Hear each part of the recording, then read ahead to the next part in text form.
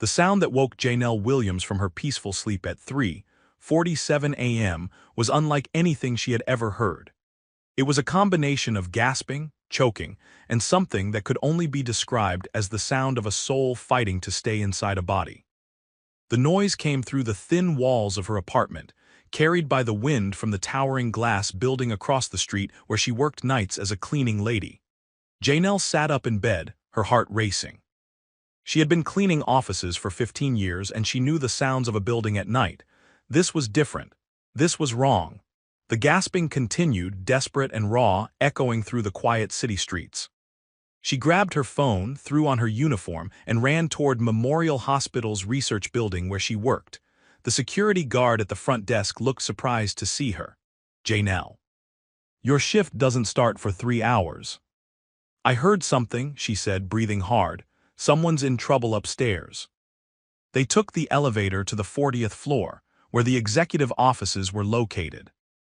The gasping sound grew louder as they approached the corner office belonging to Robert Sterling, the tech billionaire who had donated millions to the hospital's research programs. The door was unlocked. Inside, they found Robert Sterling on the floor of his office, surrounded by scattered papers and an overturned coffee cup. He was conscious but struggling to breathe, his face pale and sweaty. His eyes were wide with terror, and his hands clawed at his throat as if something invisible was choking him. "Call 911, Janelle shouted to the security guard while she knelt beside Robert. She had taken basic first aid classes, but this was unlike anything she had seen. His pulse was racing, his breathing was shallow and rapid, but there were no obvious injuries. No blood, no signs of a heart attack or stroke. "Sir, can you hear me?" she asked, gently placing her hand on his shoulder. Robert's eyes locked onto hers and she saw something that made her stomach turn. It wasn't just fear in his eyes. It was confusion, as if he couldn't understand what was happening to his own body. The paramedics arrived within minutes, followed by Dr. Harrison, the hospital's chief of emergency medicine. As they worked on Robert, Janelle stepped back and watched. She had always been observant, a skill that served her well in her cleaning job. She noticed things others missed. While the medical team focused on Robert's vital signs, Janelle looked around the office. Something felt wrong about the space itself. The air seemed thick, almost heavy. There was a strange smell, sweet but unpleasant, that she couldn't identify. The plants in the corner of the office looked wilted, their leaves brown around the edges. "His oxygen levels are normal," Dr. Harrison said, frowning. "Heart rate is elevated, but the EKG looks good. Blood pressure is high, but not dangerously so." Robert tried to speak, but only managed a whispered "can't." "Breathe." As they loaded him onto a stretcher, Robert's eyes found Janelle again. He reached out weakly and she took his hand. "Help me," he whispered so quietly that only she could hear. The ambulance rushed Robert to the emergency room, leaving Janelle alone in the office with the security guard. She should have gone home, but something kept her there. She walked slowly around the office, her cleaning lady instincts kicking in. She noticed that the carpet near Robert's desk was slightly damp, even though there was no sign of spilled liquid. The air conditioning vent above his desk was making a soft humming sound that seemed different from the others. "Strange night," the security guard said, shaking his head. "Mr. Sterling seemed fine when he came in around midnight, said he couldn't sleep and wanted to work on some project." Janelle nodded, but her attention was caught by something else. On Robert's desk, partially hidden under the scattered papers, was a small potted plant she had never seen before. It was unlike the other plants in the office. This one had thick, waxy leaves and tiny white flowers that gave off that sweet, unpleasant smell she had noticed earlier. She started to reach for it, then stopped. Something about the plant made her uncomfortable. It looked innocent enough, but there was something about the way it seemed to glisten in the office lighting that made her pull her hand back. "I need to get to the hospital," she told the security guard. "Can you lock up here?" At the hospital, Janelle found chaos in the emergency room. Robert Sterling's condition had worsened during the transport. His breathing was more labored, and he was having trouble staying conscious. Dr. Harrison was consulting with a cardiologist, a neurologist, and a toxicologist, but none of them could explain what was happening. "His blood work is coming back normal," Dr. Harrison said to his colleagues. No signs of poisoning, no drugs in his system, no indication of any kind of infection or disease. Janelle approached the nurse's station. "Excuse me, I'm the one who found Mr. Sterling. Is there anything I can do to help?" The nurse looked at her with surprise. "Are you family?" "No, I work in his building. I clean his office." The nurse's expression changed slightly, becoming more dismissive. "I'm sorry, but only family members can get information about patients." But Dr. Harrison overheard and walked over. "You're the one who found him." "Yes, sir, I heard him from my apartment across the street. The sound was terrible." Dr. Harrison studied her face. "You heard him from across the street. That's quite a distance." "I know it sounds strange, but I did, and there was something else." Janelle hesitated, knowing how crazy she might sound. "There was a plant in his office, a small one on his desk.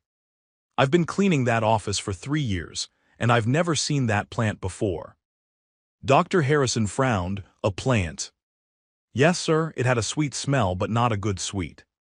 And the other plants in the office looked sick." The doctor exchanged glances with his colleagues. "Could you describe this plant?" Janelle described the plant as best she could, and she watched as the doctor's expressions grew more serious. The toxicologist, Dr. Chen, stepped forward. "That sounds like it could be a member of the Apocynaceae family," he said. "Some of those plants can be toxic if the oils are released into the air." "But his blood work is clean, Doctor." Harrison pointed out. "Not all plant toxins show up in standard blood tests," Dr. Chen replied. "And if it's an airborne toxin, it might not even enter the bloodstream in detectable amounts." They decided to send a team back to Robert's office to collect the plant and test the air quality. Meanwhile, Robert's condition continued to deteriorate. His breathing became more shallow, and his skin took on a grayish color that terrified Janelle. She found herself thinking about her grandmother, who had raised her in rural Alabama. Grandmother Williams had been a wise woman who knew about plants and their effects on people. She had taught Janelle that plants could heal, but they could also harm. More importantly, she had taught her that sometimes the simplest solutions were the most effective. As the hours passed and more specialists arrived to examine Robert, Janelle stayed nearby. She had nowhere else to go, and something inside her told her that she needed to be there. She watched as doctor after doctor tried different treatments, but nothing seemed to help. The strange thing was that Robert's condition seemed to stabilize whenever she was in the room. The nurses noticed it too, though they didn't say anything. When Janelle stepped out to get coffee or use the bathroom, Robert's breathing would become more labored. When she returned, he would calm down slightly. "It's like he knows you're there," one of the nurses whispered to her during the early morning hours. Janelle looked at Robert's pale face and remembered the way he had looked at her in his office. There had been something in his eyes, a recognition of sorts, not romantic but something deeper. As if he knew, somehow, that she was important to what was happening to him. As the sun began to rise over the city, Robert Sterling's condition took another turn for the worse. His breathing became so labored that Dr. Harrison made the decision to put him on a ventilator. But even with the machine helping him breathe, his body seemed to be fighting a battle that the doctors couldn't understand. "I've never seen anything like this, Doctor," Harrison admitted to his team. "It's as if his body is rejecting something, but we can't identify what." Janelle, who had been listening from the hallway, felt a chill run down her spine. She thought again about her grandmother's teachings, about the plants that could heal and harm. And she began to wonder if the answer to Robert Sterling's problem might be found not in modern medicine, but in the old wisdom that her grandmother had passed down to her. The first chapter of what would become the most extraordinary night of her life was just beginning. The team that Dr. Harrison sent to Robert Sterling's office returned with troubling news. The plant that Janelle had described was indeed toxic, but it wasn't just any ordinary poisonous plant.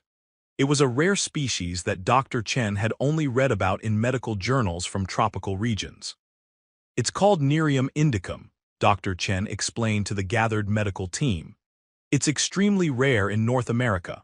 The oils from its flowers can cause respiratory distress, but here's the strange part: the plant we found in Mr. Sterling's office appears to have been deliberately cultivated to maximize its toxic properties. Dr. Harrison frowned. You're saying someone placed this plant there intentionally?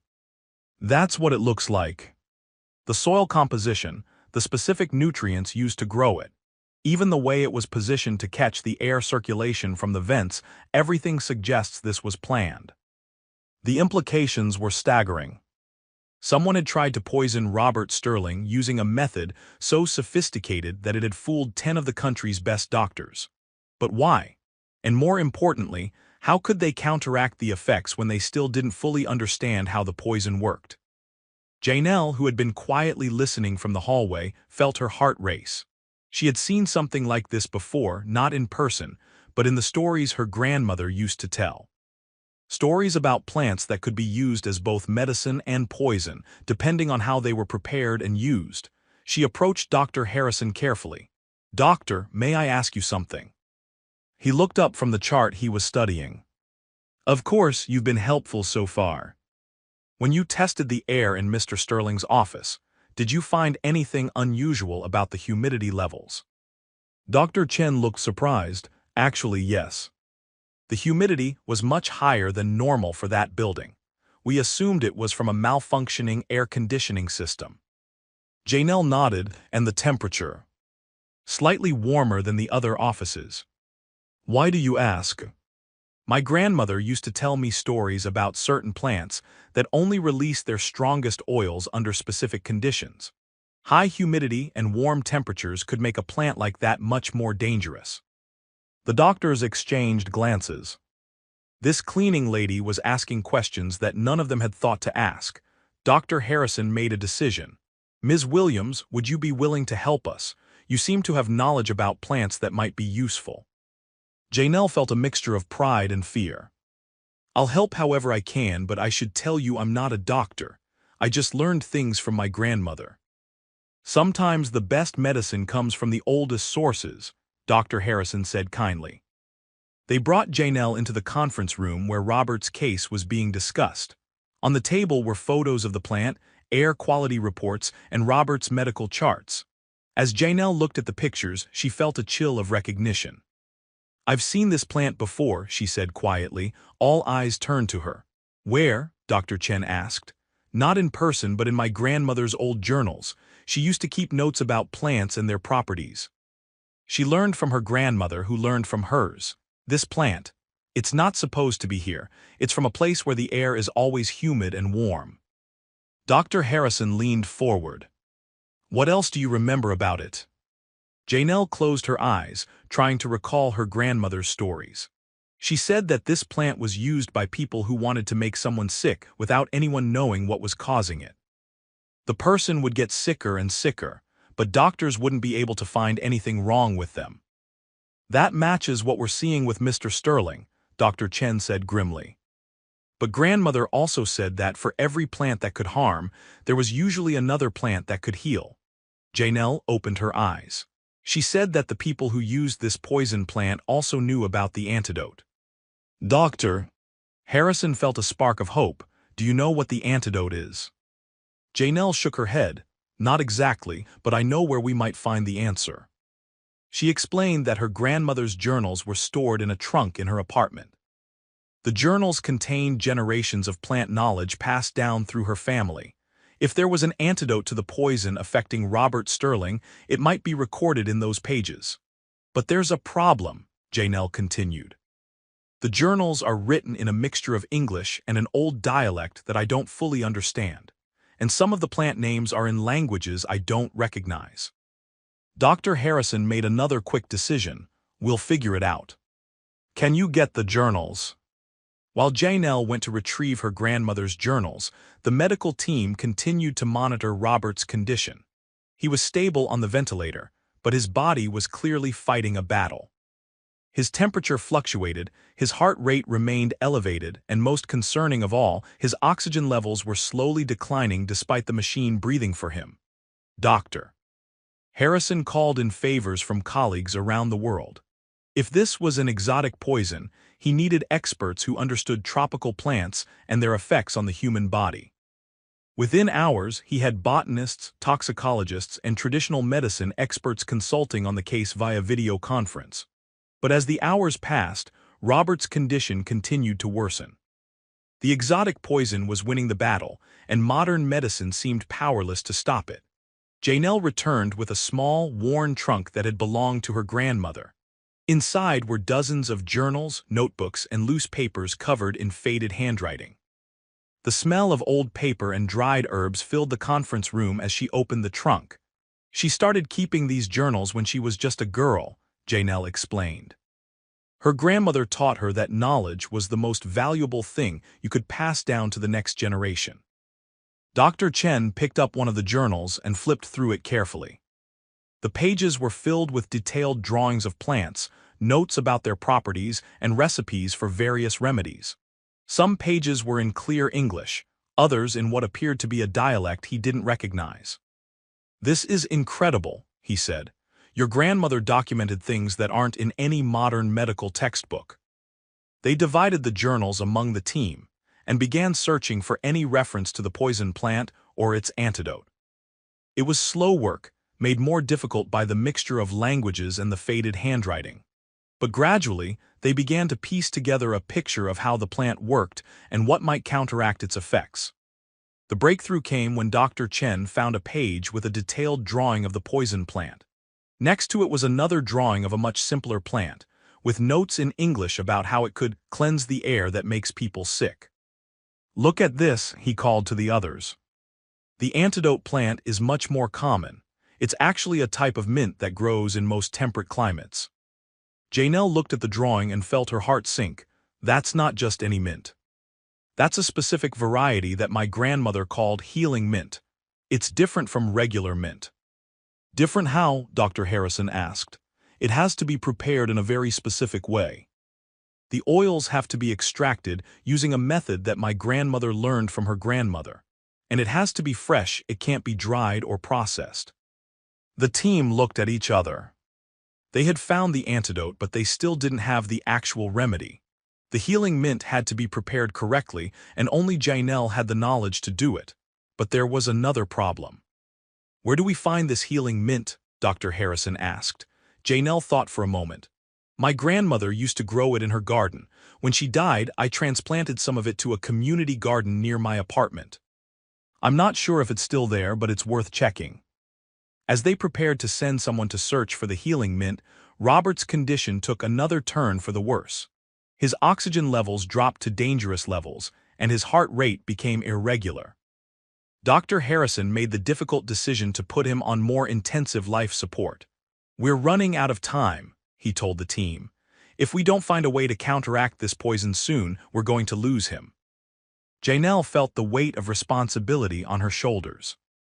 This man's life depended on her grandmother's knowledge and her ability to remember the old ways. But as she looked at Robert's pale face through the window of his room, she felt something else too: determination. Her grandmother had taught her that healing was about more than just medicine. It was about caring for people and never giving up on them.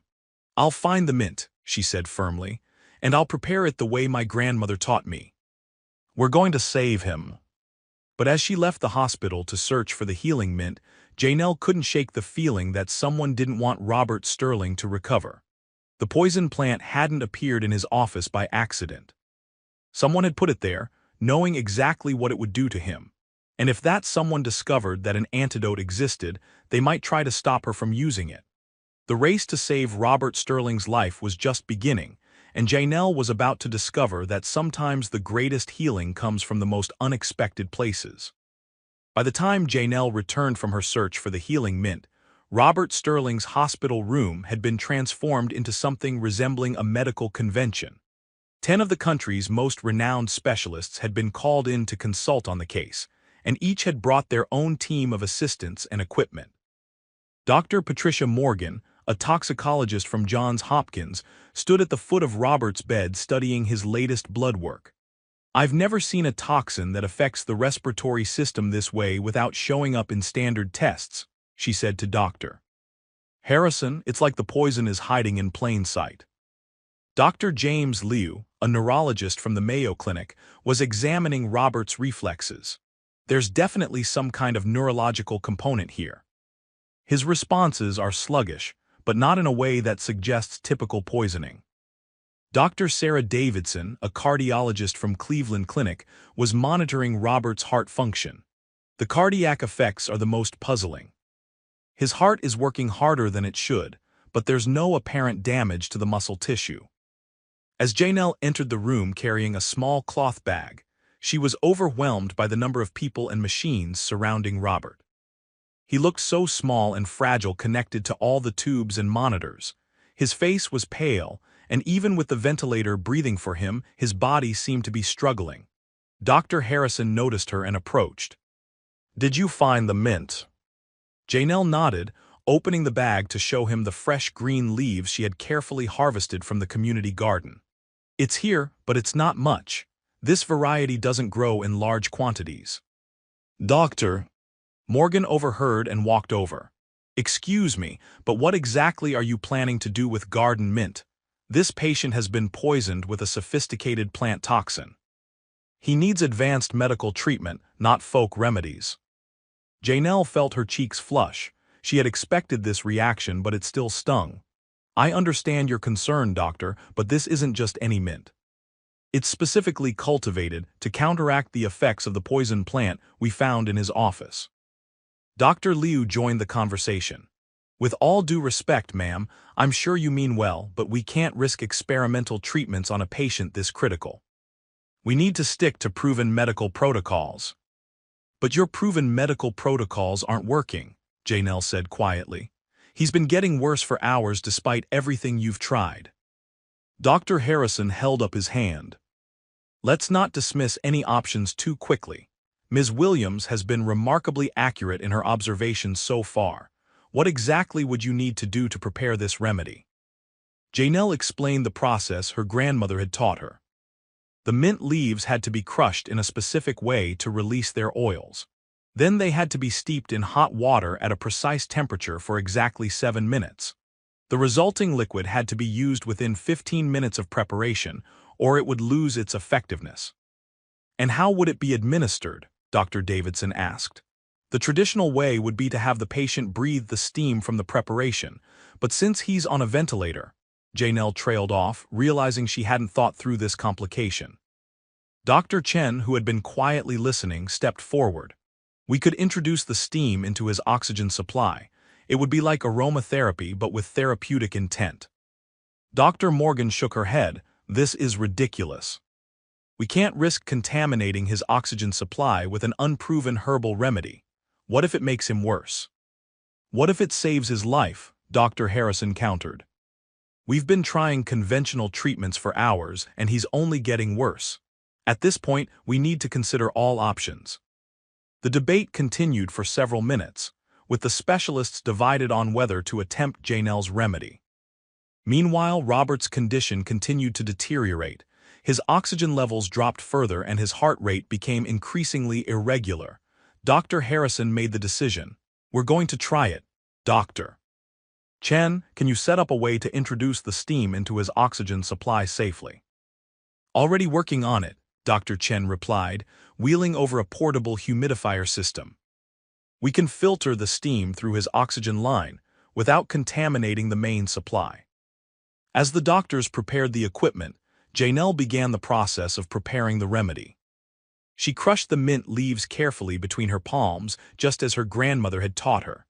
The leaves released a sharp, clean scent that was nothing like regular mint.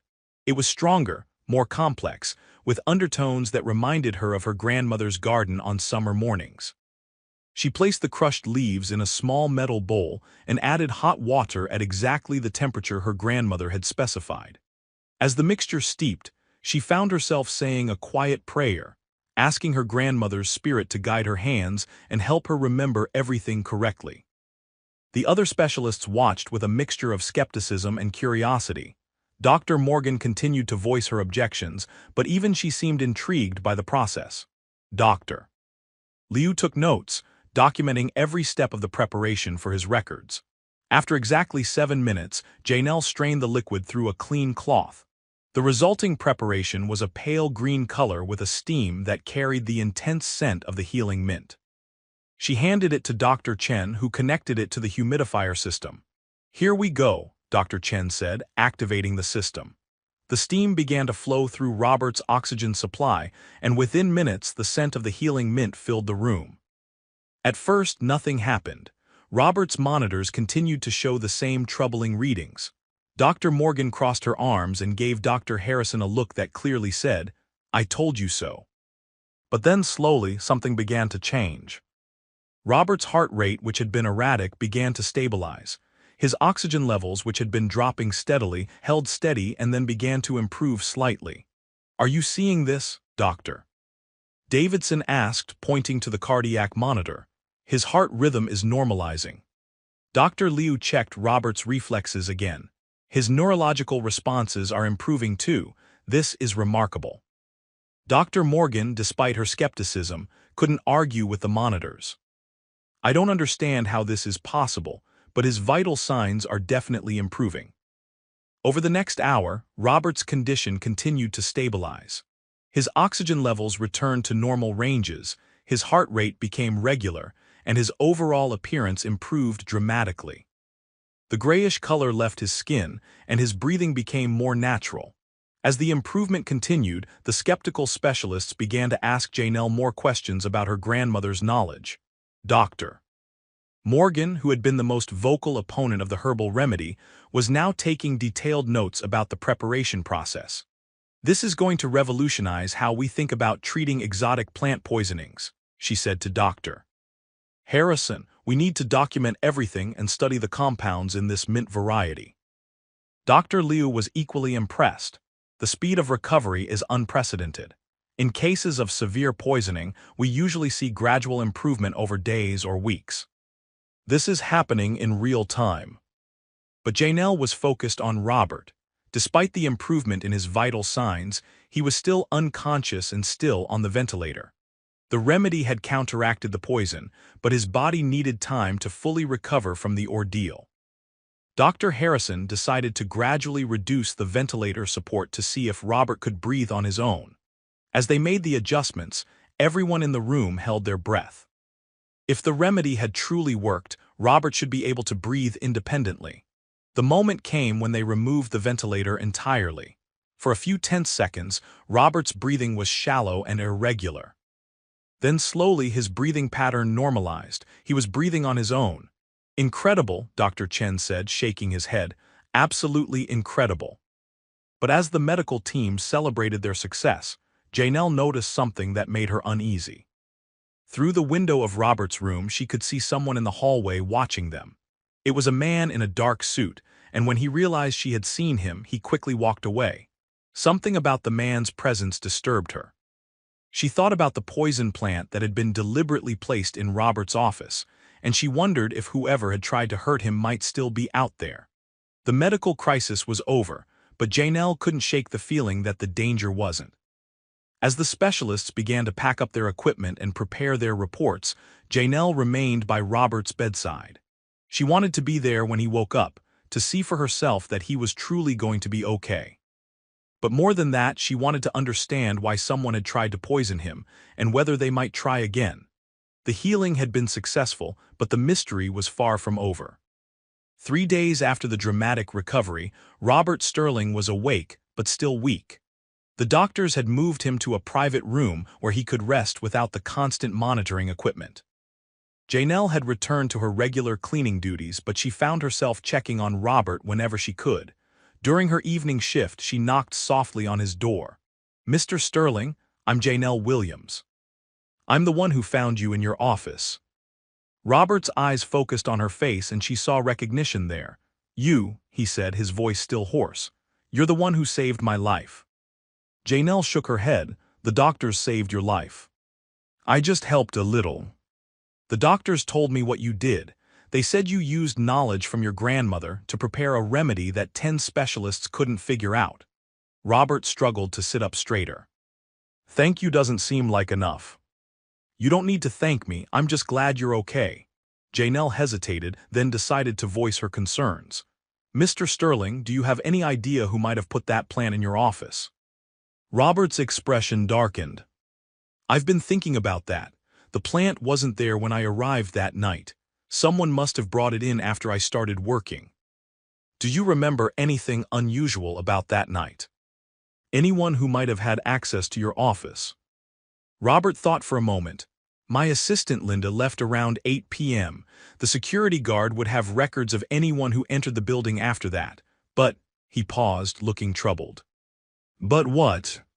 There are people who have master key cards, board members, senior executives, the building maintenance staff. Any of them could have gotten into my office without leaving a record. Janelle felt a chill. Do you think someone you know tried to poison you? I don't want to believe it, but I can't think of any other explanation. That plant was placed there deliberately, positioned to cause maximum harm. Someone who knew my habits, knew I'd be working alone in that office. Over the next few days, as Robert grew stronger, Janelle found herself drawn into an investigation that she never expected to be part of.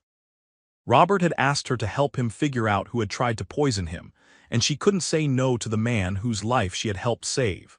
They started by examining the security footage from the night of the poisoning. The building's security system was sophisticated, with cameras in every hallway and elevator. But as they reviewed the footage, they discovered something troubling. Look at this, Robert said, pointing to the screen. The camera on my floor stopped recording at 11:47 p.m. It came back online at 12:15 a.m. That's almost 30 minutes, Janelle observed. Someone disabled the camera. Or someone with the technical knowledge to do it without leaving a trace. Robert's face was grim. This wasn't a random attack. Someone planned this very carefully. They expanded their investigation to include Robert's business dealings. He had built his technology company from the ground up, and along the way, he had made both allies and enemies. There were competitors who resented his success, former employees who had left under bad circumstances, and business partners who had disagreed with his decisions. Janelle was amazed by the complexity of Robert's business world. As a cleaning lady, she had always seen the offices after hours, when they were empty and quiet. She had never imagined the intricate web of relationships and conflicts that existed behind the polished corporate facade. There's something else that's been bothering me, Robert said during one of their late-night conversations. The plant that was used to poison me, it's extremely rare. Whoever did this would have needed specialized knowledge to obtain it and cultivate it properly. Janelle nodded. My grandmother's journals mentioned that the poison plant was traditionally used in certain parts of the world, but it was always considered dangerous knowledge. Only certain people were trusted with it. What if the person who did this has access to the same kind of traditional knowledge that your grandmother had? The possibility sent a shiver down Janelle's spine. You mean someone who knows about plants the way my grandmother did? Exactly, someone with knowledge of both modern technology and traditional plant medicine. Someone who could disable security cameras and cultivate exotic poisonous plants. As they continued their investigation, Janelle began to notice patterns that others had missed. Her years of cleaning offices had taught her to observe details that busy executives overlooked. She noticed that certain people had changed their routines after Robert's poisoning. She saw nervousness in faces that had always been confident before. One evening, while cleaning the offices on the 35th floor, she overheard a conversation that made her blood run cold. Two executives were talking in hushed tones about Robert's recovery. I can't believe he survived, one of them said. The plan was foolproof. That cleaning lady ruined everything, the other replied. Who would have thought she'd know about traditional remedies? Janelle pressed herself against the wall, trying to hear more without being seen. We need to be more careful now. Robert's going to be suspicious of everyone. Maybe we should consider more direct methods. No, that's too risky. We'll have to wait for another opportunity. Janelle's hands shook as she realized what she had heard. Two people in Robert's own company had been involved in the poisoning attempt, but she hadn't seen their faces, and she couldn't identify their voices clearly enough to be certain who they were. She immediately went to Robert's hospital room to tell him what she had overheard. His face went pale as she recounted the conversation. You're sure it was two executives from my company? Yes, but I don't know which ones. They were talking about you like they expected you to die. Robert was quiet for a long moment. Janelle, I need to ask you something, and I need you to be honest with me. Are you willing to help me find out who tried to kill me? Janelle thought about the danger involved. These people had already tried to murder Robert once, and they might try again if they felt threatened. But she also thought about her grandmother's teachings about helping people in need. I'll help you, she said, but I think we need to be very careful. These people are dangerous, and they're not going to stop just because their first attempt failed. Robert nodded. I have an idea, but it's risky. I want to pretend that I'm still weak and vulnerable. Meanwhile, you can continue your cleaning duties and keep your ears open. People don't pay attention to cleaning staff. They might say things around you that they wouldn't say around me. That's true, Janelle agreed. But what if they try to hurt you again while you're pretending to be weak? I'll have private security watching me, but they'll be discreet. The important thing is to make whoever did this feel confident enough to reveal themselves. Over the next week, Robert put their plan into action. He returned to work, but made sure to appear frail and easily tired. He canceled important meetings, delegated responsibilities to his executives, and generally acted like someone who was still recovering from a serious illness. Meanwhile, Janelle paid closer attention to the conversations and behaviors of the people who worked in the building. She noticed that two executives in particular seemed more relaxed since Robert's return. They were Dr. Amanda Foster, the head of research and development, and Mr. James Morrison, the chief financial officer. Dr. Foster had always been polite to Janelle, but now she seemed almost friendly, asking about her work and making small talk. Mr. Morrison, who had never acknowledged Janelle's existence before, suddenly started greeting her when he saw her in the hallways. Both changes in behavior struck Janelle as suspicious. People didn't usually become more friendly unless they had a reason. She began to pay special attention to their offices when she cleaned them. In Dr. Foster's office, she found botanical journals hidden behind medical textbooks. The journals contained detailed information about poisonous plants from tropical regions. In Mr. Morrison's office, she discovered a small device that looked like it could be used to disable electronic systems. But the most damning evidence came from an unexpected source. While cleaning the conference room late one evening, Janelle found a piece of paper that had been accidentally left behind after a meeting. It was covered with notes in Dr. Foster's handwriting, and among the business notes were disturbing phrases: alternative solutions, natural causes, and inheritance issues. Janelle photographed the paper with her phone and immediately sent the image to Robert. His response came within minutes: "Meet me in my office, we need to talk." When Janelle arrived at Robert's office, she found him looking more alert and stronger than he had appeared during the day. "You were right to be suspicious of Foster and Morrison," he said. "I've been doing some investigating of my own." He showed her financial records that revealed both executives had significant debts and had been embezzling money from the company. "They needed me out of the way before I discovered what they'd been doing. If I had died, the company would have been in chaos for months, giving them time to cover their tracks. So they tried to kill you for money. Money and power. With me gone, they would have been the most senior executives left. They could have controlled the company's direction and covered up their crimes." Janelle felt sick thinking about how cold and calculating the plot had been. "What do we do now?" "We need more concrete evidence. The paper you found is helpful, but it's not enough to prove attempted murder. We need to catch them in the act of planning another attempt." Robert's plan was ambitious and dangerous. He would announce that he had fully recovered and was planning to conduct a comprehensive audit of all company finances. This would force Foster and Morrison to act quickly if they wanted to eliminate him before he discovered their embezzlement. "But that puts you in terrible danger," Janelle protested. "I'll have protection, and we'll be ready for whatever they try. The important thing is to get them to reveal their intentions clearly enough that we can have them arrested." The trap was set for the following Friday. Robert announced the audit during the weekly executive meeting, making sure that Foster and Morrison understood the scope of the investigation. Both executives appeared calm during the meeting, but Janelle noticed the tension in their postures and the way they avoided making eye contact with Robert. That evening, as Janelle cleaned the offices, she heard Foster and Morrison talking in the conference room. This time, she was prepared. She activated the recording app on her phone and positioned herself where she could hear clearly. "He's going to find everything," Morrison was saying, his voice tight with panic. "The missing funds, the fake contracts, all of it." "Then we don't have a choice," Foster replied. "It has to look like an accident this time. No more exotic plants or clever poisons." "What do you have in mind?" "The parking garage, late Friday night when he's leaving. A simple mugging gone wrong. It happens all the time in the city." Janelle's blood turned to ice. They were planning to murder Robert in just 2 days, and they were going to make it look like a random crime. She continued recording as they discussed the details of their plan. "I have contacts who can handle this kind of thing," Morrison said.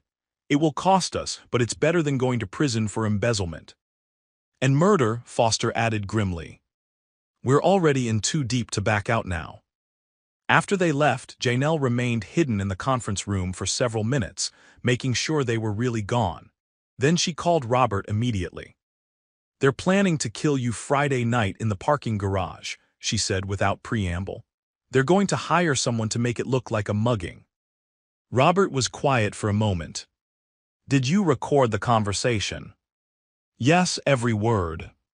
"Good, now we have them. But we need to be very careful about how we handle this. If they suspect we know about their plan, they might change it or try something even more dangerous." They decided to contact the police and FBI immediately. The recording of Foster and Morrison's conversation was enough evidence to warrant their arrest, but Robert wanted to make sure they were caught in the act of carrying out their plan, so there would be no possibility of them escaping justice. Working with law enforcement, they developed a plan that would allow the authorities to catch Foster and Morrison in the process of attempting murder. Robert would appear to follow his normal Friday routine, but he would be surrounded by undercover agents.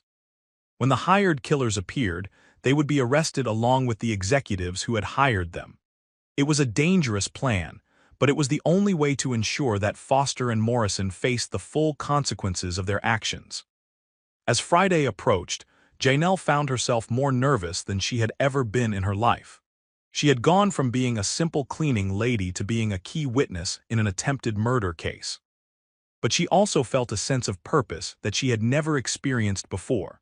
Her grandmother's knowledge had saved Robert's life, and now her courage and observation skills were going to help bring his would-be killers to justice. The final confrontation was only 2 days away. As Friday approached, Janelle found herself thinking more and more about her grandmother.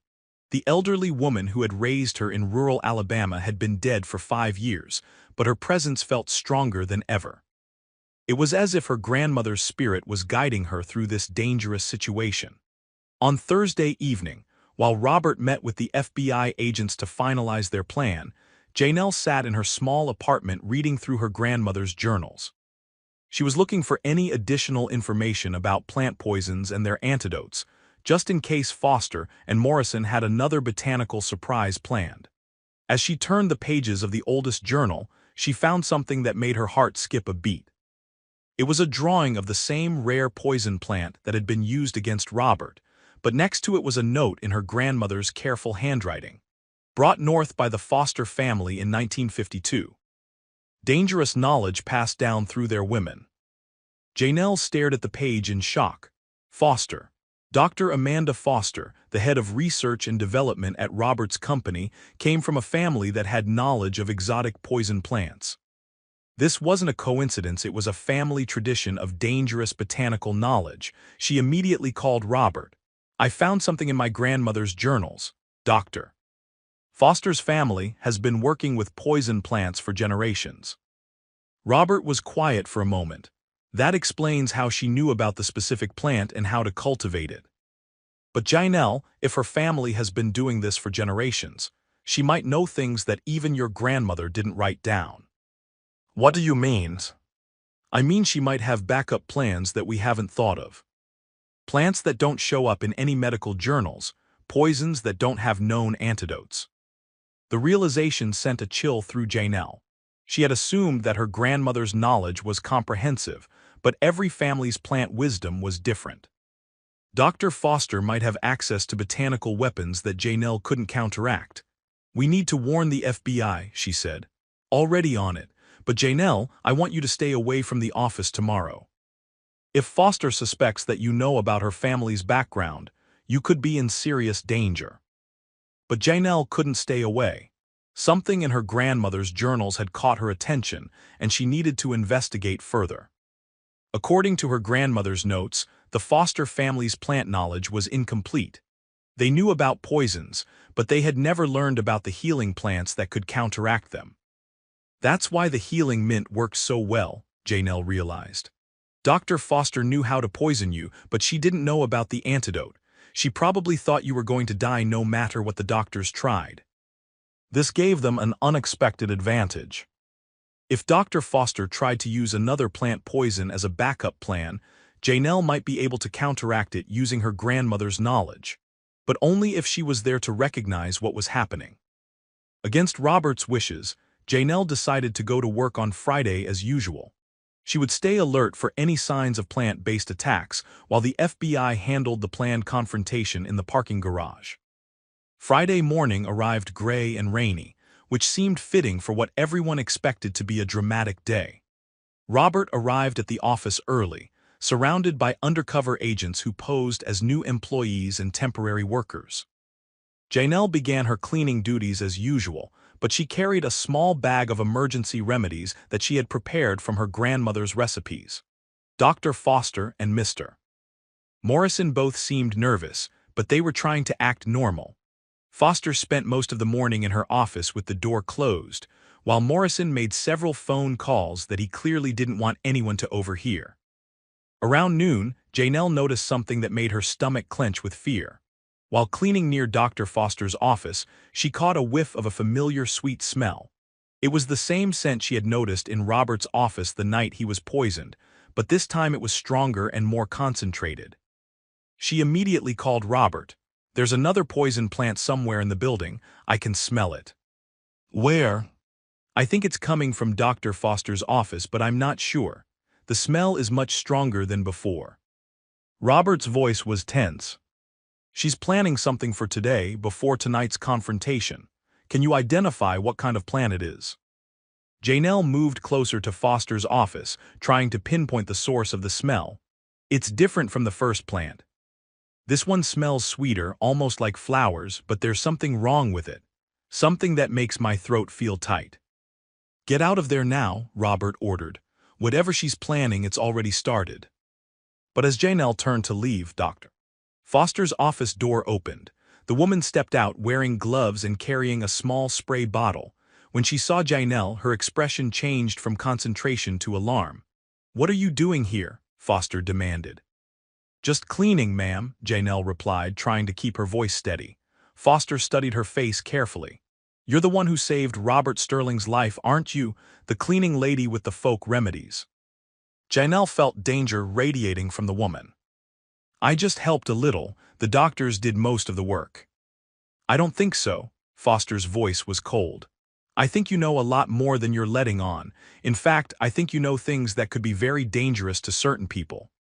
Foster raised the spray bottle, and Janelle realized with horror that it contained some kind of poison that could be dispersed through the air. This was the backup plan if the parking garage murder failed. Foster was prepared to kill both Robert and anyone else who knew too much about her botanical crimes. "Dr. Foster, please," Janelle said, backing away slowly. "I don't know anything that could hurt you." "But you do," Foster replied, following her down the hallway. "You have your grandmother's journals. You know about plant families and their histories. You probably already figured out that my family has been working with these plants for generations." Janelle's hand moved to the small bag of remedies she carried. Somewhere in that bag was something that could counteract whatever poison Foster was planning to use, but she needed to know what specific plant she was dealing with. "What kind of plant are you using?" she asked, continuing to back away. Foster smiled coldly. "One that your grandmother never encountered, one that doesn't have an antidote in any journal or medical textbook. It's a family secret that's been passed down for generations." But as Foster raised the spray bottle to use it, Janelle caught another whiff of the sweet smell. This time, recognition hit her like a lightning bolt. She had encountered this scent before, not in person, but in her grandmother's stories about plants that were so dangerous they were forbidden. "Madagascar death flower," she whispered. Foster's eyes widened in surprise. "How could you possibly know that name?" "My grandmother told me stories about plants that were too dangerous to use, plants that could kill with just their fragrance." Janelle's hand closed around a small vial in her bag. "But she also told me about the one plant that could protect against them." Foster's confident expression faltered. "That's impossible. There is no antidote to Madagascar death flower." "Not an antidote," Janelle said, pulling out the vial. "A shield." She threw the contents of the vial into the air between herself and Foster. The liquid dispersed into a fine mist that smelled like pine forests and mountain air. As the mist settled, Foster tried to spray her poison, but something had changed. The sweet, dangerous smell of the Madagascar death flower was neutralized, replaced by the clean, protective scent of Janelle's grandmother's shield remedy. Foster stared in shock as her poison became harmless. "How is this possible?" "My grandmother learned from people who had to protect themselves from plant poisons," Janelle explained. "She knew that for every dangerous plant, nature provided a protective one. You just had to know where to look." But their confrontation was interrupted by the sound of commotion from the floor below. Shouting, running footsteps, and what sounded like a struggle. The FBI's operation in the parking garage had apparently moved inside the building. Foster realized that her entire plan was falling apart. The parking garage murder had failed, her backup poison attack had been neutralized, and law enforcement was already in the building. In desperation, she lunged at Janelle with the spray bottle, hoping to use it as a weapon even if the poison was no longer effective. But Janelle had learned more than just plant remedies from her grandmother. She had also learned how to defend herself. As Foster attacked, Janelle stepped aside and used the woman's momentum to send her crashing into the wall. The spray bottle flew from Foster's hands and shattered on the floor. Within minutes, FBI agents arrived on the scene. They found Dr. Foster unconscious from her collision with the wall and Janelle standing calmly beside her, still holding the empty vial that had saved both their lives. "Are you okay?" one of the agents asked Janelle. "I'm fine," she replied. "But you need to be careful with that broken glass. It contained Madagascar death flower extract. Even in small amounts, it could be dangerous." As the agents carefully secured the area and arrested Dr. Foster, Janelle felt a profound sense of completion. Her grandmother's knowledge had not only saved Robert's life, but had also protected her from a deadly attack. The connection between past and present, between traditional wisdom and modern challenges, had proven stronger than the forces of greed and violence. But the day wasn't over yet. Somewhere in the building, Robert was still in danger and Mr. Morrison was still free. The final confrontation was yet to come, as the FBI agents secured Dr. Foster and the area around the broken poison bottle. Janelle found herself thinking about the stories her grandmother used to tell on quiet summer evenings in Alabama. Sarah Williams had been born in 1920, the daughter of a woman who had learned plant medicine from her own grandmother, creating an unbroken chain of knowledge that stretched back generations. "Child," her grandmother had said many times, "plants are like people. Some are gentle and healing, some are dangerous and harmful, but most are both, depending on how you treat them. The secret is knowing which is which, and when to use what you know." Janelle had been only 8 years old when her grandmother first started teaching her about plants. She remembered walking through the woods behind their small house, learning to identify healing herbs by their leaves, their smell, and the way they grew. Her grandmother had made it into a game, but even as a child, Janelle had understood that this knowledge was precious and potentially life-saving. "Why don't the doctors know about these plants, Grandmama?" young Janelle had asked one day as they gathered mint leaves for tea. "Doctors know about pills and machines," her grandmother had replied. "That's good knowledge and it saves a lot of lives, but they've forgotten that plants were medicine long before there were pills. Sometimes the old ways and the new ways need to work together." Now, 25 years later, Janelle understood the depth of her grandmother's wisdom.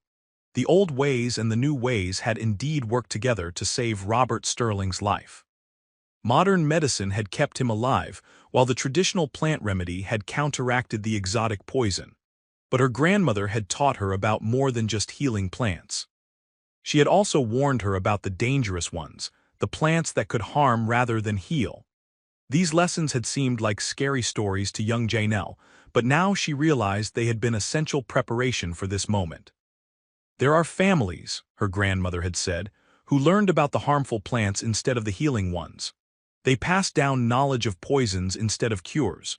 It's sad, really, because the same plant that can kill can often heal if you know how to prepare it right. Janelle remembered asking why anyone would choose to learn about harmful plants instead of helpful ones. Sometimes people get hurt, and instead of healing from it, they decide to hurt others, her grandmother had explained. They think that sharing pain will make their own pain less, but it never works that way. Pain shared is just more pain in the world. As Janelle helped the FBI agents document the scene, she thought about Dr. Foster and the choices that had led her to this moment. Foster came from a family with botanical knowledge, just like Janelle did. But somewhere along the line, Foster's family had chosen the path of harm instead of healing. Agent Martinez, the lead investigator, approached Janelle as the scene was being cleared. "Ms. Williams, we're going to need a detailed statement from you about what happened here. But first, can you tell us about this shield remedy you used? We need to understand what you did to neutralize the poison." Janelle explained the remedy as best she could. Her grandmother had called it nature's armor, a combination of specific plant oils that could neutralize airborne toxins. It worked by creating a protective barrier in the air that prevented poisonous particles from reaching their target. "My grandmother said it was developed by people who lived in places where dangerous plants grew wild," Janelle explained. "They needed protection when they walked through areas where the wrong wind could carry deadly pollen or oils." "And you just happen to have this remedy with you today?" Agent Martinez asked. "I prepared it last night after reading my grandmother's journals. I had a feeling that Dr. Foster might try something with plants again, and I wanted to be ready." Agent Martinez shook his head in amazement. "Your grandmother's knowledge may have prevented multiple deaths today.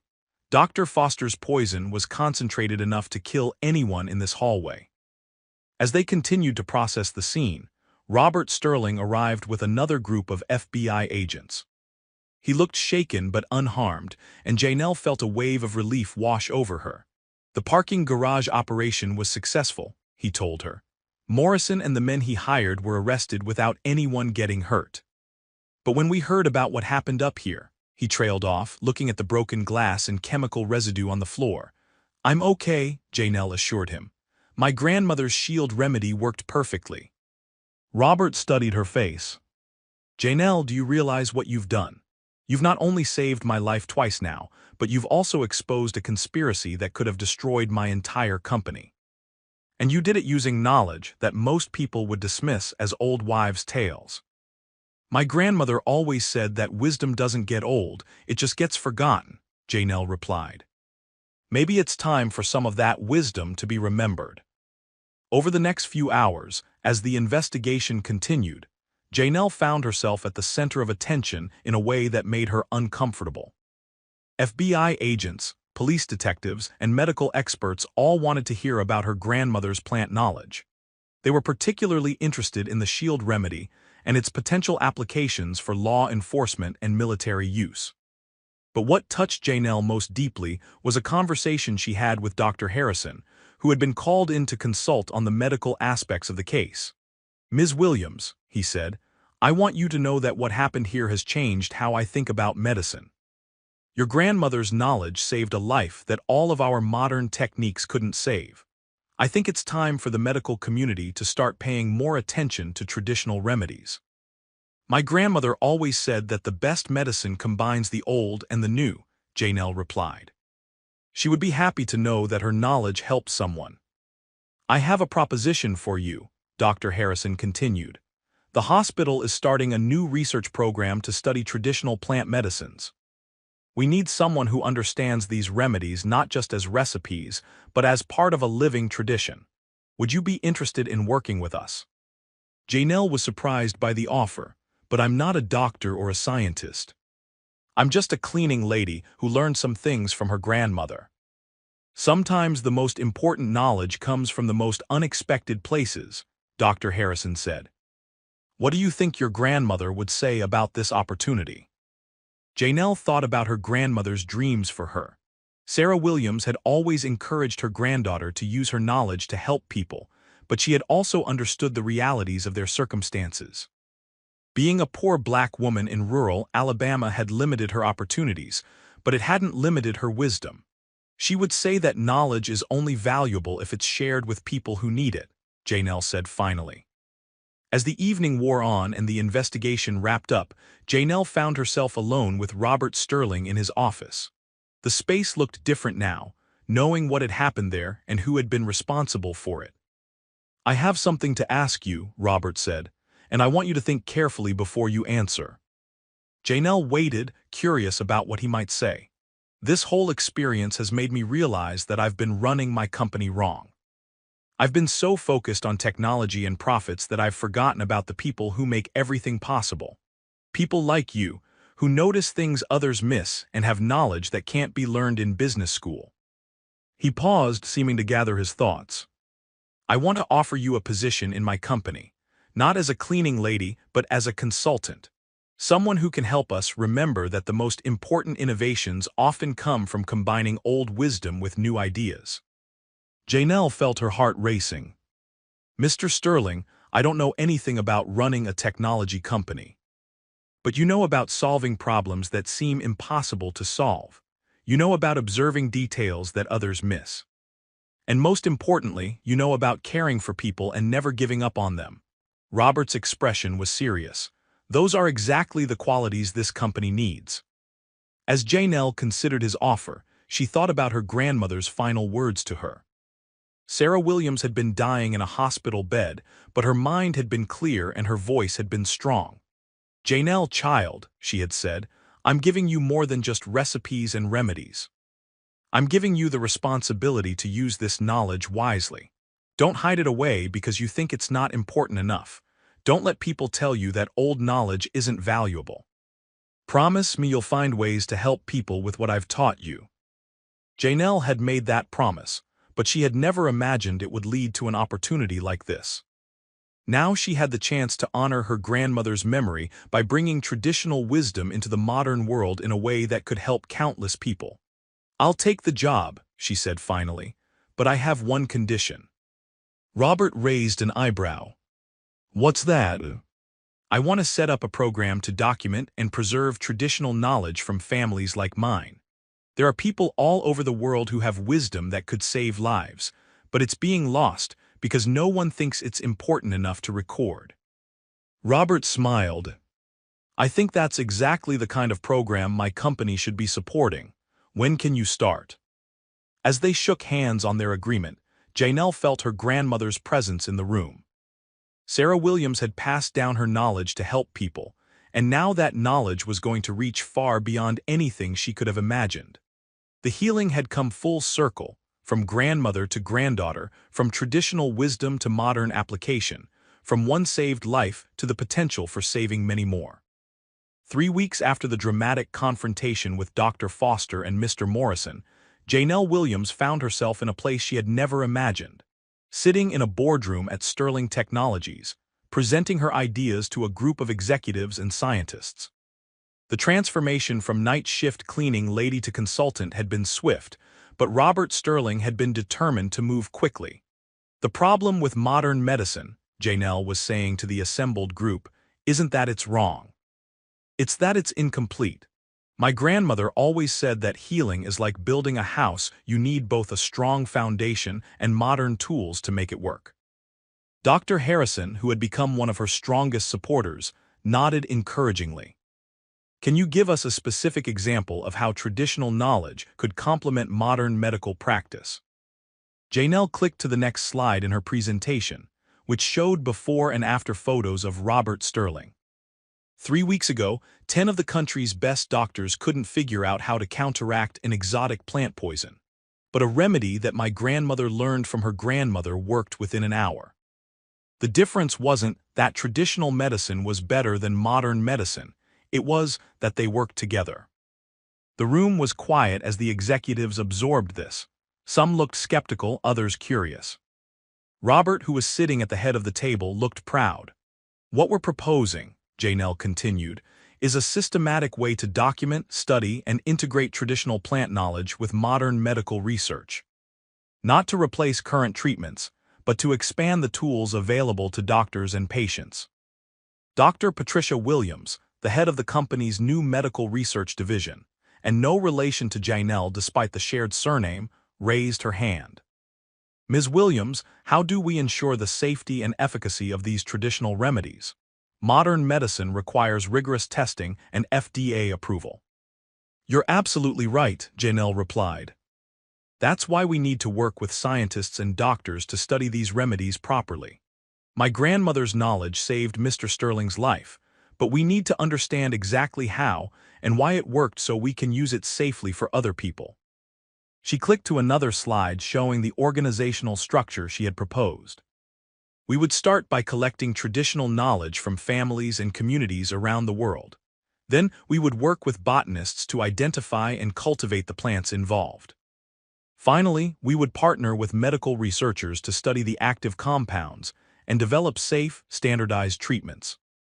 The presentation continued for another hour, with Janelle fielding questions about everything from intellectual property rights to international regulations.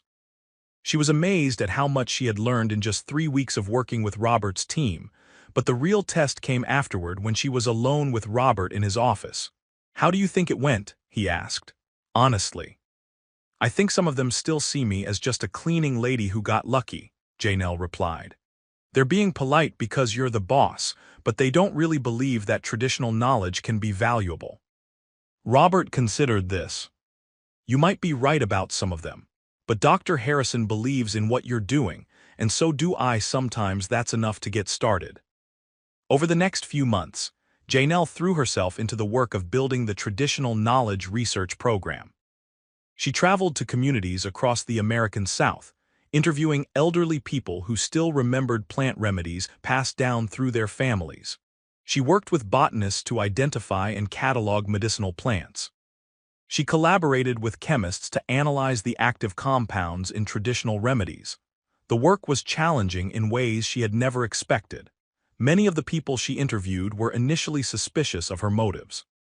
They had seen too many instances of traditional knowledge being exploited by outsiders who profited from it, without giving anything back to the communities that had preserved it.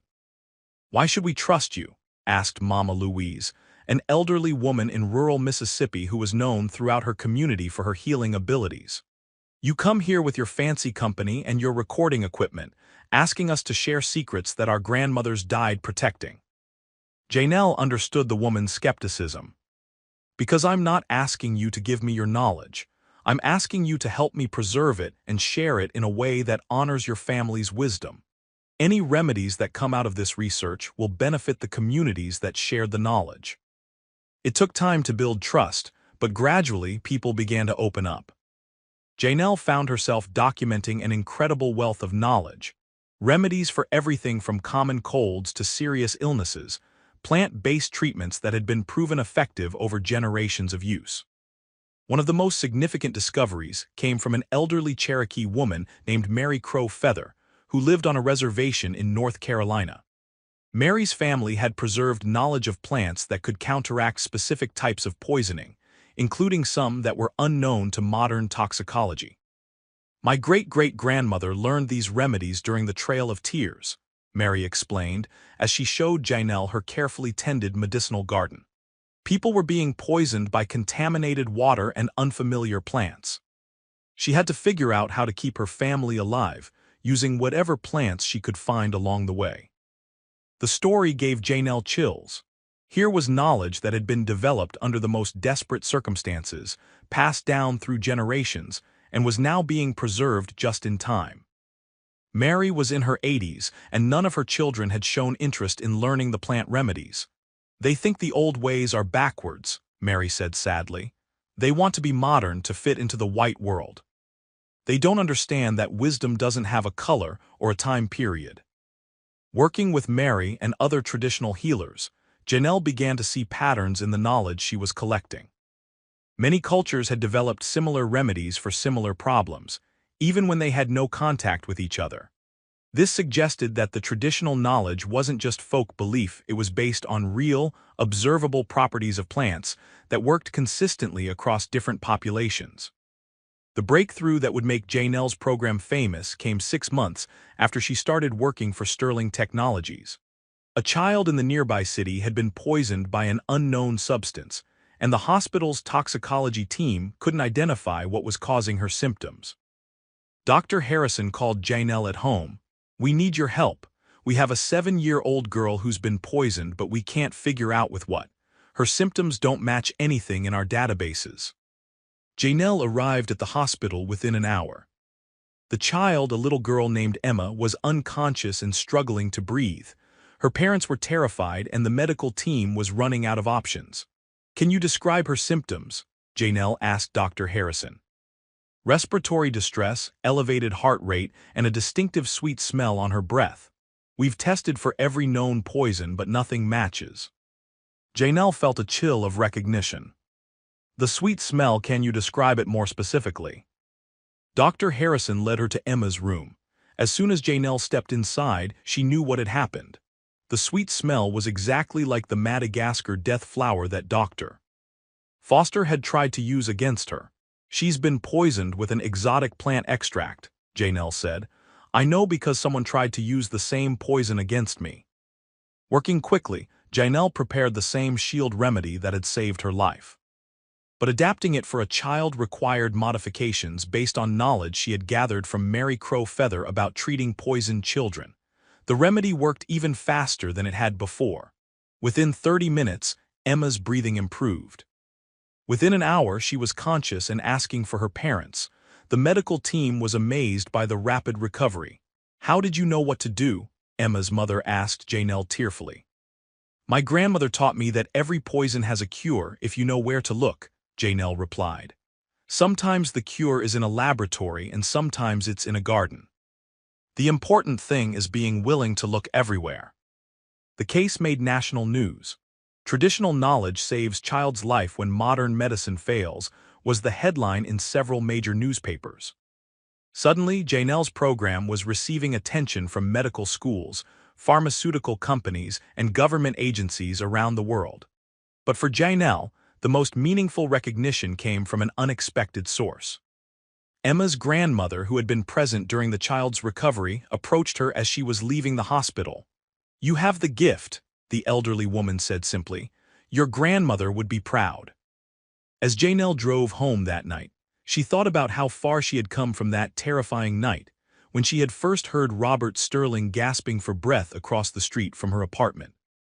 Her grandmother's simple remedies had grown into something much larger, a bridge between ancient wisdom and modern science that could help people around the world. But the real miracle, she realized, wasn't in the complex research program or the media attention. It was in the simple truth her grandmother had taught her, that caring for people and never giving up on them was the most powerful medicine of all. The foundation had been laid. Now it was time to build something extraordinary on top of it. Despite the success with young Emma's case, Janelle's program faced unexpected challenges as it grew larger. The medical establishment, while impressed by the results, remained skeptical about integrating traditional remedies into mainstream practice. Insurance companies questioned the cost-effectiveness of treatments that couldn't be easily standardized. Some traditional healers worried that their knowledge was being commercialized without proper respect for its sacred nature. The crisis came 8 months into the program, when a prominent medical journal published an editorial questioning the scientific validity of Janelle's work. Dr. Richard Blackstone, a respected toxicologist from Harvard Medical School, argued that anecdotal successes didn't constitute proof of efficacy. While Ms. Williams' interventions may have coincided with patient recoveries, he wrote, We cannot assume causation without proper controlled studies. The medical community has moved beyond folk remedies for good reasons. They are unpredictable, unstandardized, and potentially dangerous. The editorial sparked a heated debate in medical circles. Some doctors defended Janelle's work, pointing to the undeniable results in Robert Sterling's case and little Emma's recovery. Others agreed with Dr. Blackstone that traditional remedies needed to be subjected to the same rigorous testing as pharmaceutical drugs. The controversy reached Robert Sterling's office when several major investors in his company expressed concerns about the traditional knowledge research program. They worried that associating the company with unproven medical treatments could damage its reputation and hurt its stock price. "I'm getting pressure from the board," Robert told Janelle during an emergency meeting. "They want me to scale back the program until we have more scientific data to support it." Janelle felt her heart sink, but we're helping people. Isn't that what matters? In an ideal world, yes. But in the real world, we need credibility and funding to continue helping people. Maybe we should consider Dr. Blackstone's suggestions about controlled studies. "That could take years," Janelle protested. "How many people might we fail to help while we're conducting studies?" It was Dr. Harrison who proposed a solution. "What if we approach this differently? Instead of trying to prove that traditional remedies work, what if we focus on understanding why they work? We could partner with research universities to study the chemical compounds in these plants and document their mechanisms of action." The idea appealed to both sides of the debate. Scientists would get the rigorous research they demanded, while traditional healers would see their knowledge being studied with respect and precision. But it would require Janelle to work even more closely with people who doubted her abilities. The first major collaboration was with Dr. Blackstone himself. Despite his public criticism of her work, he agreed to participate in a joint study of the healing mint that had saved Robert Sterling's life. Janelle was nervous about working with someone who had publicly questioned her credibility, but she was determined to prove the value of her grandmother's knowledge. The initial meeting between Janelle and Dr. Blackstone was tense. He was a tall, imposing man with gray hair and a serious demeanor that made Janelle feel like she was being examined under a microscope. "Ms. Williams," he said formally, "I want to be clear about my position. I'm not here because I believe in folk medicine. I'm here because there are unexplained results that deserve scientific investigation." "I understand, Dr. Blackstone. I'm not asking you to believe in anything. I'm just asking you to look at the evidence with an open mind." "Fair enough. Now, can you walk me through exactly how you prepared the remedy that allegedly cured Mr. Sterling?" Janelle demonstrated the process step by step, explaining each detail as her grandmother had taught her. Dr. Blackstone took extensive notes, asking technical questions about temperatures, timing, and chemical properties that Janelle couldn't answer scientifically.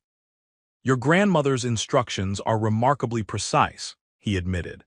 "The temperature range you specified, the steeping time, the specific variety of mint, these details suggest a sophisticated understanding of the plant's chemistry." Over the following weeks, Dr.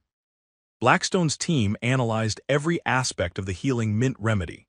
They identified several chemical compounds that had never been documented in scientific literature, including one that appeared to neutralize specific types of plant toxins. "This is extraordinary," Dr. Blackstone told Janelle during one of their progress meetings. "The compound we've isolated, let's call it Compound J for now, appears to work as a universal antidote for a whole class of plant poisons. Your grandmother somehow knew about a mechanism of action that we're only beginning to understand." But the real test came when another poisoning case arrived at the hospital. A construction worker had been exposed to an unknown botanical toxin at a job site near a botanical garden. His symptoms were severe, and the standard treatments weren't helping. Dr. Harrison called both Janelle and Dr. Blackstone to consult on the case. "We need to decide whether to try the traditional remedy or wait for more conventional treatments to take effect." Dr. Blackstone studied the patient's charts carefully. "The toxin profile matches what we've seen before. Compound J should be effective against this type of poisoning. But we haven't finished testing the purified compound. one of his research assistants pointed out. We don't know the proper dosage or potential side effects. Janelle looked at the patient through the window. He was a young man, probably not much older than she was, and his condition was deteriorating rapidly. My grandmother's remedy has worked before, she said quietly, and we know it's safe when prepared correctly. Dr. Blackstone was quiet for a long moment, clearly struggling with the decision. Finally, he turned to Janelle. Can you prepare the remedy exactly as you did before? Yes. Then let's do it, but I want every step documented, every measurement recorded. If this works, we need to understand exactly why. The remedy worked even faster than before. Within 45 minutes, the construction worker's breathing improved dramatically. Within 2 hours, he was conscious and talking. Dr. Blackstone watched the entire process with amazement. Ms. Williams, he said as they monitored the patient's recovery, I owe you an apology. When I wrote that editorial, I was thinking like a scientist who values controlled conditions over real-world results. But watching you work, seeing how precisely you follow your grandmother's instructions, I realized that traditional knowledge can be just as rigorous as laboratory science. It's different, Janelle replied, but that doesn't make it less valuable. The successful treatment of the construction worker marked a turning point in the perception of Janelle's program. Dr. Blackstone's conversion from critic to supporter carried significant weight in the medical community. Other researchers began reaching out to collaborate on studies of traditional plant knowledge. But perhaps the most meaningful validation came from an unexpected source. Mary Crow Feather, the elderly Cherokee healer who had shared her family's poison antidotes with Janelle, called her with important news. My grandson wants to learn the plant medicine now, Mary said, her voice filled with joy. He saw the news about your work on television. He said he's proud to come from a family with healing knowledge. That's wonderful, Mary. Your family's wisdom deserves to be preserved. It's more than preserved now, child. It's respected. You've helped people understand that the old ways aren't backwards, they're just different. And sometimes different is exactly what the world needs. As Janelle hung up the phone, she thought about how much had changed since that terrifying night when she first heard Robert Sterling struggling for breath. Her grandmother's simple remedies had grown into a program that was transforming how the medical world thought about traditional knowledge. But more importantly, she had learned to trust herself and her abilities. The doubt and skepticism of others had made her stronger, not weaker. She had proven that wisdom could come from unexpected places, and that healing was about more than just medicine. It was about connecting with people and never giving up on them. The program was no longer just about preserving traditional knowledge. It had become a bridge between different ways of understanding the world, showing that the old and the new could work together to create something better than either could achieve alone. The foundation was solid now. It was time to build something that would last for generations. The call came at 2:17 a.m. on a Tuesday night in November. Janelle had been asleep in her new apartment near Sterling Technologies when her phone rang with an urgency that made her heart race before she was even fully awake. Janelle, we need you at Children's Hospital immediately. It was Dr. Harrison, and his voice carried a tension she had never heard before. We have a situation that's unlike anything we've encountered. 20 minutes later, Janelle arrived at the hospital to find chaos. The emergency department was filled with children, 17 in total, all showing symptoms of severe poisoning. They ranged in age from 4 to 14, and they had all been at the same birthday party earlier that evening. What happened? Janelle asked Dr. Harrison as she took in the scene. Birthday party at Riverside Park. The children were playing near some decorative plants when they all became ill simultaneously. We've identified the plant. It's a rare species called Dendrobium noxium that was recently planted as part of a botanical beautification project. Janelle felt a chill run down her spine. She had never heard of Dendrobium noxium, but the symptoms she was seeing in the children looked eerily familiar. Difficulty breathing, elevated heart rates, and that same sweet smell she had encountered with the Madagascar death flower. Have you tried the standard treatments? Everything: activated charcoal, IV fluids, oxygen support, even some experimental antidotes. Nothing is working. The children are getting worse, and we're running out of options. Dr. Harrison led her to the room where the most critically ill children were being treated. 3 of them were on ventilators, and their parents stood by helplessly, tears streaming down their faces. The sight broke Janelle's heart. "Dr. Harrison," she said quietly, "I need to see the plant that poisoned them, and I need access to my grandmother's journals. If this is related to the other exotic plants we've encountered, there might be information in her notes." While Dr. Harrison arranged for someone to bring samples of the Dendrobium noxium to the hospital, Janelle called Robert Sterling. Despite the early hour, he answered immediately. "Janelle. What's wrong?" 17 children have been poisoned by an exotic plant. I need my grandmother's journals, all of them. Can you have someone bring them to Children's Hospital?" "Already on my way," Robert replied without hesitation. By 4 a.m., Janelle was surrounded by botanical samples, medical charts, and stacks of her grandmother's journals. The hospital had set up a conference room for her to work in, and she was joined by Dr. Harrison, Dr. Blackstone, who had driven up from Boston, and several other specialists. As Janelle studied the plant samples under a magnifying glass, she felt a growing sense of recognition. The leaves had a distinctive waxy coating, and the flowers, though different in color from the Madagascar death flower, had a similar structure. "This is from the same family as the plant that Dr. Foster used against Mr. Sterling," she announced. "They're related species, which means they probably produce similar toxins." "But you neutralized the Madagascar death flower with your shield remedy," Dr. Blackstone pointed out. "Would the same treatment work for this species?" Janelle shook her head slowly. "I don't think so. The children's symptoms are different, more severe, and the plant samples show a much higher concentration of toxic compounds." She turned to her grandmother's journals, searching for any reference to plants in the Dendrobium family. The work was painstaking, made more difficult by the urgency of the situation. Every minute that passed was another minute that the children's conditions could worsen. Finally, in one of the oldest journals, she found what she was looking for. A detailed drawing of a plant that looked remarkably similar to Dendrobium noxium, with notes in her grandmother's careful handwriting about its effects and treatment. "Found it," she said, her voice tight with concentration. "But there's a problem. The antidote requires a plant that my grandmother called sky root. I've never seen it before, and I don't know if it grows anywhere near here." Dr. Harrison leaned over her shoulder to look at the journal entry. "Can you describe this sky root plant?" Janelle read from her grandmother's notes. "Small blue flowers, grows in high altitudes, roots that spread horizontally rather than vertically.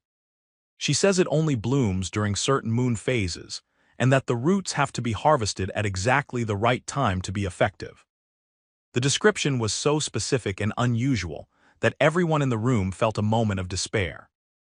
How could they possibly find such a specialized plant in the middle of the night, especially when children's lives were hanging in the balance? But Dr. Blackstone had an idea. The botanical garden where the Dendrobium noxium was planted, they have an extensive collection of rare plants from around the world. If sky root exists anywhere in this region, it would be there. Dr. Harrison immediately called the garden's emergency contact. Within an hour, the garden's head botanist, Dr. Elena Vasquez, arrived at the hospital with surprising news. "You're in luck," she said, pulling out her phone to show them photos. "We have a small grove of what you're describing in our high-altitude greenhouse. It's a plant we acquired from a collector in Tibet. We've been studying it for its unique root structure." "Can we harvest some of the roots now?" Janelle asked urgently. "Already done," Dr. Vasquez replied, holding up a carefully sealed container. "I brought everything you might need: roots, flowers, even some soil samples." But as Janelle examined the sky root samples, she realized there was another problem. Her grandmother's notes indicated that the plant had to be prepared in a very specific way, and the instructions were written in a dialect that Janelle only partially understood. "I can't read all of this," she admitted, feeling panic start to set in. "Some of these words, I think they're in an old language that my grandmother learned from her grandmother." Dr. Vasquez studied the journal entries. "Some of these terms look similar to traditional Tibetan botanical language. The collector who sold us the plant mentioned that it was used in traditional medicine there. Do you know anyone who could translate this? Actually, yes, Doctor. Tenzin Norbu at the university. He's a Tibetan scholar who specializes in traditional plant medicine, but it's 5 a.m. Call him, Dr. Harrison said without hesitation. Tell him children's lives are at stake. While they waited for Dr. Norbu to arrive, Janelle began preparing what she could understand from her grandmother's notes. The sky root had to be processed in multiple stages, with precise timing between each step. She worked carefully, following the familiar rhythm of traditional plant preparation that her grandmother had taught her. Dr. Norbu arrived within the hour, a small, elderly man with kind eyes and steady hands. He studied Janelle's grandmother's journal entries with great interest. "Your grandmother was remarkably knowledgeable," he said in accented but perfect English. "These instructions are very similar to traditional Tibetan methods for preparing high-altitude medicinal plants." Working together, Janelle and Dr. Norbu translated the complete preparation instructions. The process was complex, requiring the sky root to be prepared in 3 different ways and then combined in a specific sequence. Each preparation had to be completed during a precise time window, or the remedy would lose its effectiveness. As Janelle worked, she felt her grandmother's presence more strongly than ever. Sarah Williams had never seen Tibetan sky root, had never treated Dendrobium noxium poisoning, but her knowledge had been deep enough to understand the principles that would guide the treatment. "Your grandmother understood something that many modern practitioners have forgotten," Dr. Norbu said as they worked. "She knew that plants from the same family often require similar treatments, even if they come from different parts of the world." The preparation took 6 hours to complete. During that time, the children's conditions had stabilized somewhat, but they were still in critical danger. The medical team had done everything they could to support the children's vital functions, but without an antidote to the plant toxin, time was running out. Finally, at 11 a.m., Janelle had prepared enough of the remedy to treat all 17 children. The treatment would be administered as a fine mist that the children would inhale, similar to the method that had worked for Robert Sterling. "Are you ready?" Dr. Harrison asked as they prepared to begin treatment. Janelle took a deep breath. "As ready as I'll ever be." They started with the 3 most critical children, the ones on ventilators. As the mist from Janelle's remedy filled their oxygen supply, everyone in the room watched the monitors anxiously. At first, nothing seemed to happen. The children's vital signs remained unchanged, and Janelle felt a moment of crushing doubt. What if she had misinterpreted her grandmother's notes? What if the sky root preparation was wrong? But then, slowly, miraculously, the changes began. The first child's oxygen levels started to improve. Her heart rate, which had been dangerously elevated, began to slow to a more normal rhythm. The sweet smell that had been on her breath started to fade. Within an hour, all 17 children were showing improvement. Within 3 hours, the children who had been on ventilators were breathing on their own.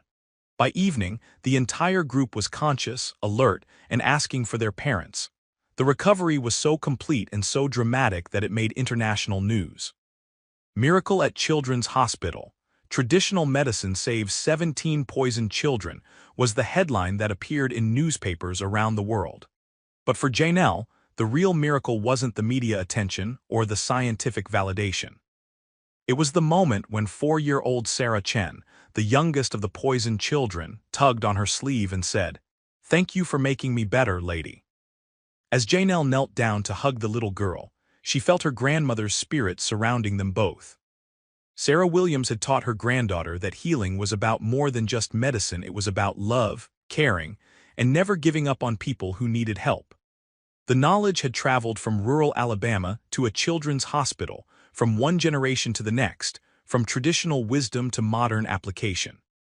And in that journey, it had saved 17 precious lives. The miracle was complete, but Janelle knew it was just the beginning of something much larger. 6 months after the miraculous recovery of the 17 children, Janelle Williams stood before an audience of 500 medical professionals at the International Conference on Traditional Medicine. She wore a simple blue dress that her grandmother would have been proud of, and on the podium beside her were samples of the healing plants that had changed everything. "When I was 8 years old," she began, "my grandmother took me for a walk in the woods behind our house in Alabama. She pointed to a small mint plant growing beside the creek and said, 'Janelle, child, that little plant knows how to save lives. But it can't save anyone unless somebody knows how to listen to what it's trying to teach.'" The audience listened in rapt attention as Janelle told the story of how traditional plant knowledge had saved Robert Sterling's life, prevented her own death, and ultimately rescued 17 children from exotic plant poisoning. But this wasn't just a story about miraculous cures, it was about the power of combining ancient wisdom with modern science. "My grandmother's knowledge didn't replace modern medicine," Janelle continued. "It enhanced it. When 10 of the country's best doctors couldn't figure out how to help Mr. Sterling, they didn't give up, they opened their minds to knowledge that came from a different source. That's what real medicine looks like. Using every tool available to help people heal." In the audience, Dr. Harrison and Dr. Blackstone exchanged glances of pride. Both men had become strong advocates for the traditional knowledge research program, which had grown far beyond anything they had initially imagined. Dr. Blackstone had published several papers on the chemical compounds found in Janelle's plant remedies, including the isolation of Compound J, which was now being developed as a commercial antidote for exotic plant poisonings. Dr. Harrison had established partnerships with medical schools around the world to study traditional healing practices. But perhaps the most significant change had come from Robert Sterling himself. The experience of nearly dying and then being saved by traditional knowledge had fundamentally altered his perspective on business and life. After Janelle's presentation, she joined Robert for lunch at the conference. They had developed a close friendship over the past year, built on mutual respect and shared purpose. "I have something to tell you," Robert said as they sat down. "I've made a decision about the future of Sterling Technologies." Janelle looked at him curiously. "What kind of decision?" "I'm restructuring the entire company around the principles you've taught me. We're going to focus on projects that combine traditional knowledge with modern technology to solve problems that affect people's daily lives." "That sounds wonderful, but what does it mean practically?" Robert's eyes lit up with enthusiasm. "It means we're going to build the world's first integrated research center for traditional and modern medicine. We're going to create partnerships with indigenous communities around the world to preserve their knowledge while ensuring they benefit from any discoveries. And we're going to train a new generation of healers who understand both ancient wisdom and cutting-edge science." Janelle felt tears forming in her eyes. "Robert, that's incredible. But it must be costing you a fortune." "Actually, it's making me richer than I've ever been," he replied. "Not financially, though the company is doing well, but in terms of purpose and meaning. I used to measure success by stock prices and profit margins. Now I measure it by lives saved and knowledge preserved." As they talked about the future of the program, Janelle's phone buzzed with a text message that made her smile. It was from Mary Crow Feather. "My grandson graduated from medical school today. He wants to specialize in botanical medicine. Your work inspired him to become a bridge between the old ways and the new ways." "Good news?" Robert asked, noticing her expression. "The best news. Mary's grandson is going to continue his family's healing tradition, but he's also going to be a medical doctor. He'll be able to work in both worlds." "That's exactly what we need more of. People who can serve as bridges between different ways of knowing." Over the next hour, they discussed the specific plans for the new research center. It would be located on a large campus that included traditional healing gardens, modern laboratories, and residences for visiting healers and researchers from around the world. The center would offer training programs for medical professionals who wanted to learn about traditional remedies, and it would provide support for indigenous communities working to preserve their botanical knowledge. "I want you to be the director," Robert said as their lunch was ending. Janelle was surprised by the offer. "Me? But I don't have the credentials to run a major research institution." "You have something more valuable than credentials. You have wisdom, and you have the trust of the communities whose knowledge we need to preserve. Besides, he added with a smile, we'll surround you with all the scientific and administrative support you need. As Janelle considered the offer, she thought about her grandmother's dreams for her. Sarah Williams had always encouraged her granddaughter to use her education and abilities to help people. But she had also understood the limitations that poverty and prejudice could place on a young black woman's opportunities. Now, Janelle had the chance to create opportunities not just for herself, but for countless others whose knowledge had been dismissed or overlooked. She could build something that would honor her grandmother's memory while helping people around the world. "I'll take the job," she said finally, "but I have some conditions." "Name them." "First, any community that shares knowledge with us gets a percentage of any profits from discoveries based on that knowledge. Second, we train healers from those communities to work in our research center so they're partners, not just sources of information. Third, we make all our research freely available to any doctor or healer who wants to use it to help people." Robert extended his hand. "Deal, when can you start?" 6 months later, the Sterling Center for Traditional and Modern Medicine opened its doors with great fanfare. The campus was beautiful, featuring gardens filled with medicinal plants from around the world, laboratories equipped with the latest research technology, and comfortable quarters for visiting healers and researchers. Janelle's first day as director was both exciting and overwhelming. She walked through the gardens in the early morning, checking on plants that ranged from her grandmother's healing mint to Tibetan sky root to dozens of other species that had been donated by traditional healers from 6 continents. In one of the laboratories, Dr. Blackstone and his team were analyzing compounds from a tree bark remedy used by Amazon healers to treat respiratory infections. In another, Dr. Vasquez was working with a Maasai elder to cultivate drought-resistant medicinal plants that could survive climate change. The residential wing housed 23 traditional healers from around the world, each working with modern researchers to document and study their family's knowledge. Mary Crow Feather had been one of the first to arrive, and she had brought her grandson, now Dr. Thomas Crow Feather, to serve as a bridge between Cherokee healing traditions and modern medical practice. But perhaps the most meaningful space in the entire center was a small room that Janelle had dedicated to her grandmother's memory. The walls were lined with Sarah Williams' journals, and in the center of the room was a desk where Janelle worked on her own documentation project, a comprehensive guide to plant medicine that would combine traditional knowledge from around the world. On this first day, Janelle found a letter waiting on the desk in her grandmother's memorial room.